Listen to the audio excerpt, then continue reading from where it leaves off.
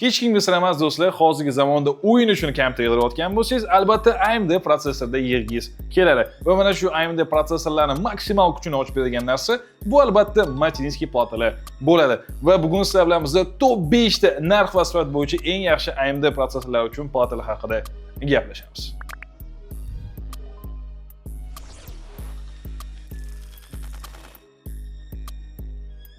5-o'rinda AM4 platformasidagi yagona platamiz bu Gigabyte B550 Gaming X Wi-Fi 6. DDR5 dan narxi oshib ketgani hisobiga do'stlar, DDR4 haligacha do'stlar aktual bo'lib kelyapti va AMD prosessorlarni eng byudjetini olgan bo'lsak, Ryzen 5 5600 va более навороченныйroq 5800 X-da ko'tarib beradigan Machinsky platamiz aynan shu bo'ladi. Va texnik parametrga o'tadigan bo'lsak, 5+3 faza pitaniya qo'yilgan, VRAM zonasini ustiga mana shunaqa massiv radiator bilan 4 ta slot operativ xotiraga va 2 ta slot M.2 SSDga ajratilgan.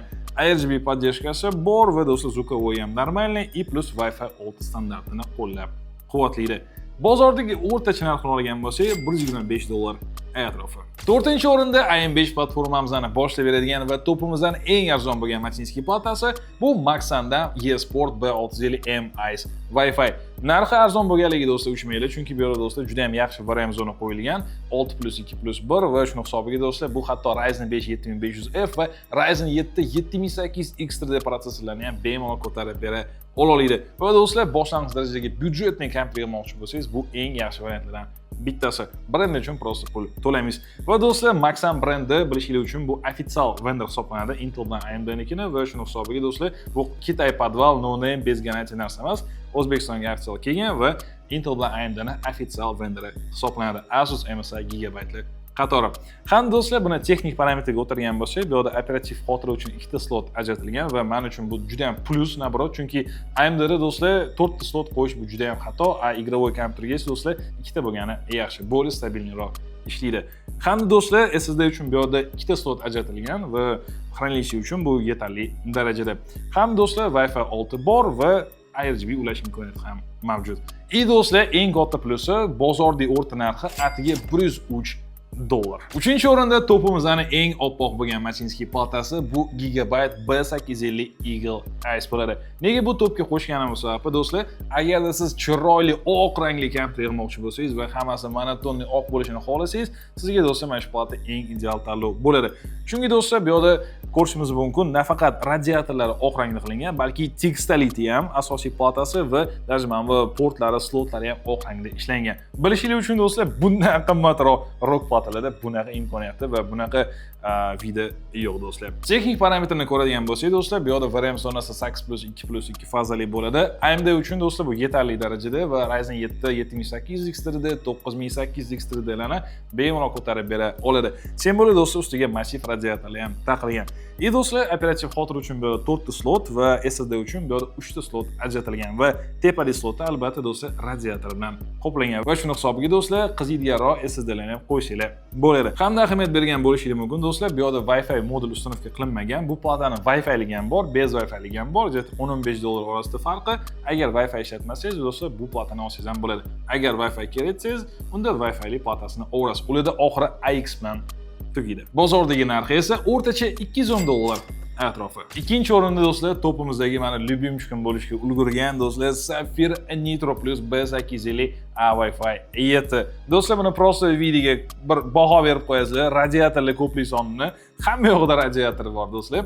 Va bilmasanglar bilib qo'yinglar do'stlar, Sapphire brendi bu ofitsial vendor hisoblanadi, AMD'nikini. Oldinlari faqat video karta chiqarishardi, endi o'sha do'stlar Machinsky platalarga ham o'chdi. Va do'stlar, so'rasanglar, AMD video kartalarning eng zo'rlari kim desanglar, biladigan odam hammasi mana shu Sapphire'kini aytishadi. Asus Gigabyte MSI emas, aynan Sapphire AMD video kartalari eng topovi deb hisoblanardi. Va do'stlar, AMD uchun mana endi Machinsky platalar ham chiqarishdi. Va texnik parametrni oladigan bo'lsak, do'stlar, bu yerda prosta topoviy nachinka qo'yilgan, chunki 12 faza pitaniyali va massiv radiatorlar bilan qoplangan do'stlar VRAM zonasi turibdi. Bu degani AMDda любой protsessori, даже 9950X3D bo'ladan bemalol qo'ysanglar bo'ladi, zapas bilan yetar. Kim bo'ladi do'stlar, kelajagi sizlarda upgrade potensiali ham bu platada mavjud. Hamda do'stlar, operativ xotira uchun bu yerda 4 ta sloti bor, SSD uchun 3 ta sloti bor. Do'stlar, ahamiyat beramiz, shu uchala slot ham bu yerda radiator bilan qoplangan. Bunaqa byudjetdagi patalar do'stlar, buni prosta analog va konkurentlari yo'q. Bu birinchi patamiz bizda Wi-Fi 7 ni qo'llab quvvatlaydigan. Albatta RGB slotlari bor va qolgan funksional jihatlar ham do'stlar bu topoy brendoviy platlardan hech qolishmaydi. Bozordagi o'rtacha narxi esa $190. Va albatta birinchi o'rinda Asus TUF Gaming B850 Plus Wi-Fi. Do'stlar, bekorga bu plata birinchi o'ringa qo'ymadim, chunki o'zini komponovkasi bo'yicha o'zidan yuqoriroq turadigan platalar bilan bemalol raqobatlasha oladi.